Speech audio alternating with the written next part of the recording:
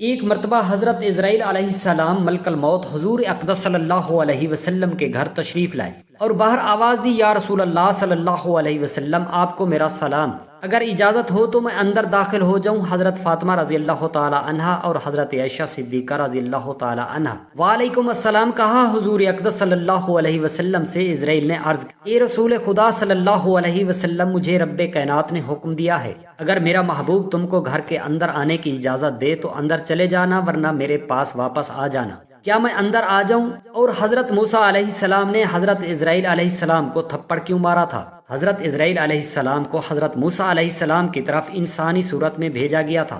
جب وہ فرشتہ آیا تو حضرت موسیٰ علیہ السلام نے اسے تھپڑ مار کر اس کی ایک آنکھ پھوڑ دی تھی۔ تو حضرت اسرائیل علیہ السلام نے اللہ تعالیٰ سے شکایت کی اور عرض کیا، اے میرے رب کائنات، بسم اللہ الرحمن الرحیم، السلام علیکم ورحمۃ اللہ۔ یہ قدرتی امر ہے کہ جب بھی ملک الموت حضرت اسرائیل علیہ السلام کا نام انسان سنتا ہے تو بدن میں ایک بار کپ کپی سی آ جاتی ہے، کیونکہ ملک الموت یعنی حضرت اسرائیل علیہ السلام ہی وہ فرشتے ہیں جو انسان کی روح کو قبض کرتے ہیں۔ ناظرین گرامی، سب سے پہلے اس بارے میں بات کرتے ہیں کہ آخر روح کو قبض کرنے کی ڈیوٹی حضرت اسرائیل علیہ السلام کو ہی کیوں سونپی گئی؟ اس سے یہ روایت مشہور ہے کہ جب اللہ تعالی نے حضرت آدم علیہ السلام کا پتلا بنانے کا ارادہ فرمایا تو حضرت جبرائیل علیہ السلام کو رب العالمین نے حکم دیا کہ ایک مشت خاک زمین پر سے لاؤ، یعنی مٹھی بھر مٹی بحکم الہی جبرائیل علیہ السلام کی بلندی سے فوراً اس زمین پر آئے۔ اب جہاں خانہ کعبہ ہے، چاہا کہ ایک مشت خاک لیں۔ اس وقت زمین نے ان کو قسم دی کہ اے جبرائیل، خدا کے لیے مجھ سے خاک مت لے کہ اس سے خلیفہ پیدا ہوگا اور اس کی اولاد بہت آلسی اور گناہگار اور عذاب کے مستحق ہوگی۔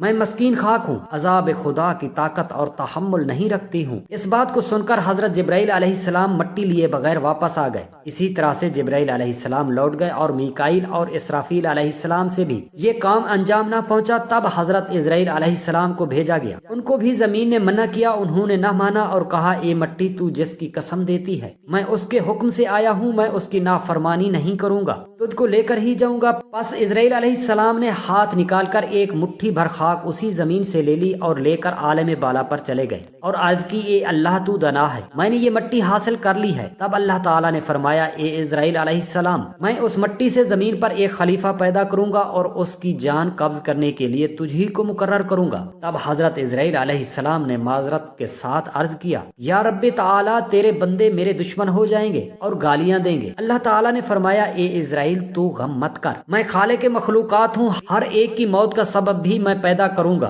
اور ہر شخص اپنے مرض میں گرفتار ہو کر مرے گا، تو تب تجھے دشمن کوئی نہیں سمجھے گا۔ کسی کو درد میں مبتلا کروں گا اور کسی کو پانی میں غرق کروں گا۔ ناظرین گرامی، اسی حوالے سے حضرت ابو ہریرہ رضی اللہ تعالی عنہ کی روایت بھی ہے کہ جب اللہ تعالی نے حضرت آدم علیہ السلام کو پیدا فرمانے کا ارادہ کیا تو حضرت جبرائیل علیہ السلام کو زمین سے کچھ مٹی لانے کو کہا گیا۔ جب حضرت جبرائیل علیہ السلام مٹی لینے گئے تو زمین نے جبرائیل علیہ السلام سے کہا، میں تجھے اس ذات کی قسم دیتی ہوں جس نے تجھے میرے پاس بھیجا ہے، تم یہ مٹی لے کر نہ جاؤ، اس مٹی سے جو انسان بنے گا وہ فساد پھیلائے گا اور خون بہے گا اور اس کو آگ میں جلنا پڑے گا۔ یہ سن کر جبرائیل علیہ السلام اللہ کی بارگاہ میں پہنچے تو سوال کیا کہ مٹی کیوں نہیں لائے؟ حضرت جبرائیل علیہ السلام نے جواب دیا کہ اے اللہ، جب اس نے آپ کی عظمت کا واسطہ ڈالا تو میں نے اسے چھوڑ دیا۔ تو اللہ تعالیٰ نے حضرت اسرافیل علیہ السلام کو بھیجا اور اس کے ساتھ بھی یہی معاملہ ہوا۔ پھر میکائیل علیہ السلام کو بھیجا، ان کے ساتھ بھی یہی معاملہ ہوا، تاکہ ملک الموت اسرائیل علیہ السلام کو بھیجا گیا تو زمین نے جب اسرائیل علیہ السلام کو یہی جواب دیا تو اسرائیل علیہ السلام نے فرمایا، اے زمین، جس ذات نے مجھے تمہارے پاس بھیجا ہے وہ تجھ سے زیادہ اطاعت اور فرما برداری کے لائق ہے، تو میں اس کے حکم کے سامنے تیری بات کیسے مان سکتا ہوں؟ چنانچہ آپ علیہ السلام نے زمین کی مختلف جگہوں سے کچھ مٹی لی اور اللہ کی بارگاہ اقدس میں حاضر ہو گئے تو اللہ نے فرمایا، کیونکہ تم اس مٹی کو لے کر آئے ہو، اب تم ہی ان کی روح قبض کیا کرو گے۔ تو آپ علیہ السلام نے کہا، لوگ مجھ سے نفرت کرنے لگیں گے تو اللہ نے وعدہ فرمایا کہ کوئی تمہارا نام نہیں لے گا اور نہ ہی کوئی برا بھلا کہے گا۔ ناظرین گرامی، چلیے اب آپ کو حضرت اسرائیل علیہ السلام کی شکل و صورت کے بارے میں بتاتے ہیں۔ ایک حدیث کے مطابق حضرت ابراہیم علیہ السلام اپنے گھر میں تشریف فرما تھے کہ اچانک گھر میں ایک خوبصورت نوجوان شخص داخل ہوا۔ آپ علیہ السلام نے پوچھا، اے اللہ کے بندے، تجھے اس گھر میں کس نے داخل ہونے دیا؟ اس فرشتے نے کہا کہ گھر والے نے۔ آپ علیہ السلام نے فرمایا، بے شک صاحب خانہ کو اس کا اختیار ہے، یہ تو بتاؤ تم کون ہو؟ اس نے کہا کہ میں ملکل موت ہوں۔ آپ علیہ السلام نے فرمایا مجھے تمہاری چند نشانیاں بتائی گئی ہیں مگر تم میں ان میں سے کوئی نشانی نظر نہیں آ رہی۔ تو ملکل موت نے پیٹھ پھیر لی اور آپ علیہ السلام نے دیکھا اور ان کے جسم پر وہ نشانیاں نظر آنے لگیں اور جسم کا ہر بال نوک دار تیر کی طرح کھڑا تھا۔ حضرت ابراہیم علیہ السلام نے فوراً تعوذ پڑھا اور کہا کہ آپ اپنی پہلی شکل پر تشریف لائیں جو اس کی ملاقات کو بہتر جانتا ہے۔ ناظرین گرامی، ایک دوسری روایت میں ہے کہ جب اس نے پیٹھ پھیری تو وہ شکل نظر آئی جس میں وہ برے لوگوں کی روح کو قبض کرتے ہیں۔ ابن مسعود اور ابن عباس رضی اللہ تعالی عنہ کی روایت میں یوں ہے کہ حضرت ابراہیم علیہ السلام نے کہا اے ملکل موت، آپ مجھے وہ شکل دکھائیں جو کفار میں نظر آتے ہیں۔ تو اس نے کہا کہ یہ آپ کی طاقت سے باہر ہے۔ ملکل موت نے وہ صورت دکھانا شروع کی اور فرمایا آپ اپنا منہ موڑ لیجئے۔ اب جب دیکھا تو سیاہ کے سر میں آگ کے شعلے نکل رہے ہیں، اس کے جسم سے بال کی بجائے تیر اور منہ سے آگ نکل رہی ہے۔ یہ حال دیکھ کر آپ پر غشی طاری ہو گئی۔ اس کے بعد آپ نے دیکھا کہ ملکل موت اپنی شکل میں موجود تھے۔ اب ذرا یہ بتائیں کہ مومن کی روح کیسے قبض کرتے ہیں؟ تو کہا ذرا منہ پھیر لیجئے۔ آپ علیہ السلام نے منہ پھیر کر دیکھا تو آپ کے سامنے ایک حسین نوجوان کھڑا تھا جس کے کپڑے سفید اور جسم مہک رہا تھا۔ آپ علیہ السلام نے منظر دیکھ کر فرمایا اگر مومن کو آپ کے دیدار کی دولت ہی نصیب ہو جائے تو اس کے لیے یہی کافی ہے۔ ناظرین گرامی، ایک دفعہ اللہ رب العزت نے حضرت اسرائیل علیہ السلام سے پوچھا تجھے کسی کی جان قبض کرتے ہوئے کبھی رحم آیا ہے؟ حضرت اسرائیل علیہ السلام نے عرض کیا یا الہی، میرا ہر ایک کی روح قبض کرتے ہوئے دل دکھتا ہے مگر آپ کے حکم کی سرتابی کی مجال نہیں۔ ہاں، ایک ایسا واقعہ گزرا ہے جس کا دکھ میں ابھی تک بھلا نہ سکا، غم تنہائی میں بھی وہ درد میرے ساتھ رہتا ہے۔ عرض کیا کہ ایک جہاز سمندر میں سفر کر رہا تھا، وہ آپ کے حکم سے ایک بھنور میں پھنس گیا۔ تھوڑی دیر بعد وہ جہاز تباہ ہو گیا، جہاز میں جتنے سوار تھے وہ غرق ہو گئے، جو مسافر بچے ان میں ایک ماں اور اس کا نوزیدہ بچہ جو تباہ شدہ جہاز کے ایک تختے پر سمندر کی لہروں میں آپ کے رحم و کرم پر بہے چلے جا رہے تھے۔ تیز ہوا نے انہیں سینکڑوں میل دور سمندر کے کنارے پہنچا دیا۔ میں ماں اور بیٹے کو بچانے پر بہت خوش ہوا۔ اسی لمحے آپ کا حکم ہوا ماں کی روح قبض کر لو۔ اے میرے رب، میں نے آپ کے حکم کی تعمیل کی۔ یا باری تعالیٰ، آپ خوب جانتے ہیں کہ یہ حکم پا کر میرا کلیجہ کانپ گیا، اور جب میں نے اس بچے شیر خوار کو ماں سے الگ کیا تو مجھے کس قدر تکلیف پہنچی تھی۔ پھر حکم الہی ہوا، کیا تجھے معلوم ہے کہ بعد میں وہ بچہ کہاں اور کس طرح پرورش پاتا رہا؟ اسرائیل علیہ السلام نے عرض کیا کہ اے میرے رب، آپ ہی بہتر جانتے ہیں۔ اللہ رب العزت نے ارشاد فرمایا ہم نے سمندر کو حکم دیا کہ اس لاوارث بچے کو اٹھا کر ساحل میں ڈال دو۔ ساحل کے قریب ایک سرسبز و شاداب جزیرہ تھا۔ ہم نے پھولوں کو حکم دیا کہ بچے کے نیچے سیج بچھا دے۔ سورج سے کہا اپنی تیز شعاؤں سے بچے کو محفوظ رکھنا۔ بادل کو کہا بچے سے ذرا فاصلے پر برسنا۔ درختوں کی شاخیں خود بخود جھک کر پھل اور ان کا رس ان کے منہ میں ڈال دیتی تھی۔ جزیرے میں ایک شیرنی کی ہم نے ذمہ داری لگا دی اور وہ روزانہ اسے دودھ پلاتی۔ شیرنی کے خوف سے بچے کے پاس کوئی جانور نہیں آ سکتا تھا۔ اس جزیرے میں ہم نے خوش نوا اور حسین پرندے بھیجے جو ہر وقت چہچہاتے تاکہ بچے کا دل پریشان نہ ہو۔ ہوا کو حکم دیا کہ اس بچے پر آہستہ آہستہ سے گزرے تاکہ اس کو کوئی تکلیف نہ پہنچے۔ اے اسرائیل علیہ السلام، وہ تنہا اور باظاہر بے یار و مددگار بچہ پرورش پا کر خوب صحت مند اور بہادر ہو گیا۔ ہم نے اس کے پاؤں میں کبھی کانٹا بھی نہ چبھنے دیا۔ دنیا کی تمام نعمتیں اسے عطا کی۔ ایک بادشاہ شکار کھیلتے ہوئے ادھر آ نکلا۔ وہ خوبصورت اور صحت مند بچے کو دیکھ کر بہت خوش ہوا اور اسے اٹھا کر اپنے محل میں لے گیا۔ ان کے ہاں اولاد نہ تھی، انہوں نے اسے اپنا بیٹا بنا لیا۔ بادشاہ کی موت کے بعد وہ اکیلا تخت و تاج کا مالک بن گیا۔ غرور و تکبر سے ہمارے بندوں پر ظلم کرنے لگا، ایسا سرکش نکلا کہ خود ہی خدا بن بیٹھا، اپنے بت بنوا کر انہیں سجدے کرانے لگا۔ خاک کا اور پانی کا پتلا ہمارا شریک بن بیٹھا۔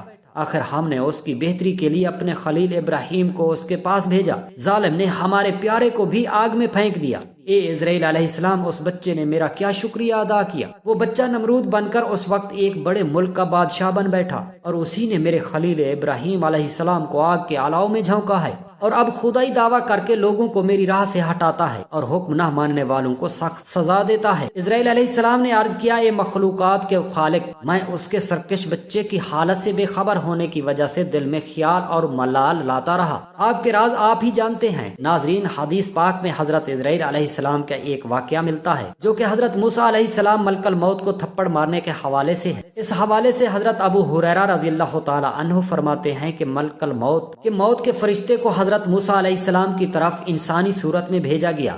جب وہ فرشتہ آیا تو حضرت موسیٰ علیہ السلام نے اسے تھپڑ مار کر اس کی ایک آنکھ پھوڑ دی۔ وہ اپنے رب تعالیٰ کے پاس واپس گیا اور عرض کیا، اے اللہ، تو نے مجھے ایسے بندے کی طرف بھیجا جو مرنا نہیں چاہتا۔ اللہ تعالیٰ نے اس کی آنکھ درست فرما دی اور فرمایا، ان کے پاس دوبارہ جاؤ اور انہیں کہو اپنا ہاتھ کسی بیل کی پشت پر رکھے، انہیں ہر بال کے عوض جو ان کے ہاتھ کے نیچے آئے گا 1 سال زندگی ملے گی۔ اس ساری کاروائی کے بعد حضرت موسیٰ علیہ السلام نے کہا، اے میرے رب، پھر کیا ہوگا؟ فرمایا، پھر موت۔ انہوں نے کہا، پھر ابھی ٹھیک ہے، لیکن انہوں نے اللہ تعالیٰ سے یہ دعا کی کہ مجھے ایک پتھر پھینکنے کے فاصلے تک مقدس سرزمین کے قریب کر دیا جائے۔ رسول خدا صلی اللہ علیہ وسلم نے فرمایا، اگر میں وہاں ہوتا تو تمہیں راستے کی ایک جانب سرخ رنگ کے ٹیلے کے نیچے ان کی قبر دکھاتا۔ ناظرین گرامی، اسی ایک آیت کو سننے کے بعد ذہن میں ایک سوال آتا ہے کہ ایسا کیوں ہوا؟ تو اس بارے میں اصل میں اللہ تعالیٰ نے فرشتے کو حضرت موسیٰ علیہ السلام کے امتحان کے لیے بھیجا تھا، نہ کہ موت کے لیے، اور فرشتہ انسانی شکل میں آیا، اسی لیے یہ معاملہ پیش آیا۔ آخر میں آپ کو حضرت اسرائیل علیہ السلام کی بارگاہ حضرت محمد مصطفیٰ صلی اللہ علیہ وسلم میں حاضری کا ایمان افروز واقعہ سناتے ہیں۔ روایت میں آتا ہے کہ اللہ عز و جل نے ملک الموت کی طرف کہ میرے حبیب اور میرے محبوب محمد مصطفیٰ صلی اللہ علیہ وسلم کی طرف چلے جاؤ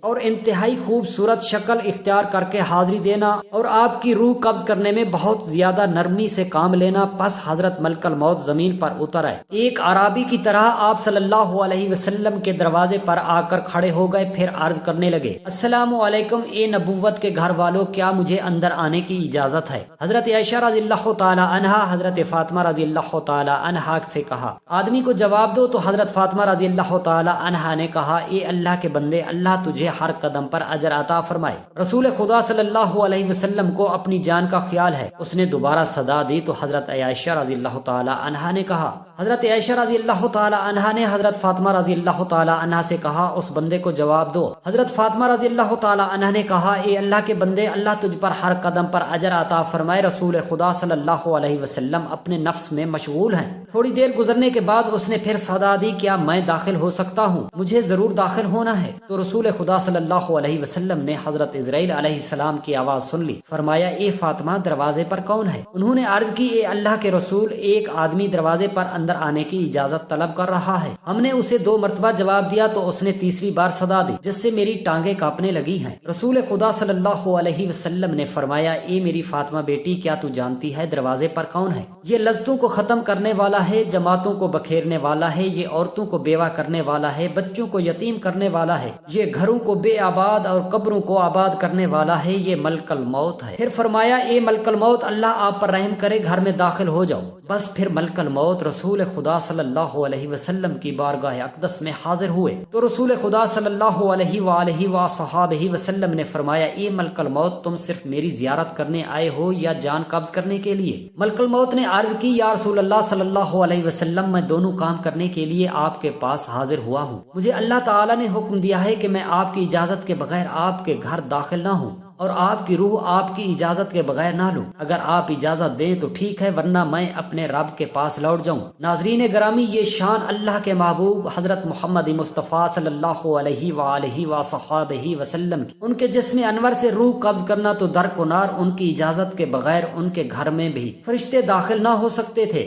حضرت اسرائیل علیہ السلام نے عرض کی، یا رسول اللہ صلی اللہ علیہ وسلم، میں بڑے بڑے بادشاہوں کی روح قبض کرتا ہوں، لیکن کسی سے بھی نہیں پوچھتا، کسی سے اجازت نہیں لیتا، لیکن اللہ رب العزت نے حکم دیا ہے کہ میرے محبوب کے گھر جانے کی بھی اجازت لینی ہوگی اور روح قبض کرنے کی بھی اجازت لینی ہے۔ اگر وہ اجازت فرما دیں تو اندر جانا، اگر اجازت نہ دیں تو روح قبض نہ کرنا، ورنہ لوٹ کر واپس میری بارگاہ اقدس میں آ جانا۔ ناظرین گرامی، یہ ہے مقام محبوبیت، لیکن آج کے گمراہ لوگ اس مقام کو سمجھتے ہی نہیں اور اپنے مثل قرار دیتے ہیں۔ یہ تو وہ مقام ہے کہ جہاں ملک الموت دستے بستہ عذر مانگ رہا ہے کہ میرے رب نے حکم فرمایا ہے کہ اگر میرے محبوب صلی اللہ علیہ وسلم کی روح قبض کرنے کا عذر عطا فرما دیں تو ٹھیک ہے، ورنہ گستاخی نہ کرنا اور فوراً لوٹ کر میری بارگاہ اقدس میں حاضر ہو جانا۔ ایک حدیث ہے کہ خالق کائنات نے حضور نبی کریم صلی اللہ علیہ وسلم کو باقاعدہ اختیار دیا تھا کہ اے محبوب، اگر ہمیشہ کی زندگی چاہو تو ہمیشہ زمین کے اوپر چلتے پھرتے رہو اور چاہو تو میرے پاس آ جاؤ۔ یہ آپ صلی اللہ علیہ وسلم کی چاہت تھی کہ آپ نے فرمایا، یا اللہ عز و جل، میں نے صحابہ کو، اب میں رفیق اعلیٰ کو پسند کرتا ہوں، یہ اختیار کسی اور کو نہیں دیا گیا، بعض انبیاء علیہ السلام کو دیا گیا لیکن محدود، کہ جتنا عرصہ رہنا چاہو رہ لو، بالآخر تمہیں آنا ہوگا۔ لیکن رسول خدا صلی اللہ علیہ وسلم کو خالق کائنات نے یہ مقام دیا کہ چاہو تو ہمیشہ کے لیے زمین والی زندگی اختیار کر لو اور چاہو تو میرے پاس آ جاؤ۔ نبی اکرم صلی اللہ علیہ وآلہ وسلم اپنے اختیار سے اللہ عز و جل کی رفاقت کو پسند فرما لیا۔ حضرت عزرائیل ملک الموت علیہ السلام نے عرض کہ میں آیا ضرور ہوں، میرا مقصود تو آپ کی زیارت کرنا ہے، اور اگر اجازت دیں تو روح قبض کر لوں۔ یہ روکنا آپ کے عذر سے مشروط ہے کہ عذر ہو تو ٹھیک، ورنہ چلا جاؤں گا۔ اللہ تعالی ہمیں حضرت محمد مصطفیٰ صلی اللہ علیہ وآلہ وصحابہ وسلم کی مبارک سنت پر عمل کرنے کی توفیق عطا فرمائے، آمین یا رب العالمین۔ جزاک اللہ خیرا کثیرا۔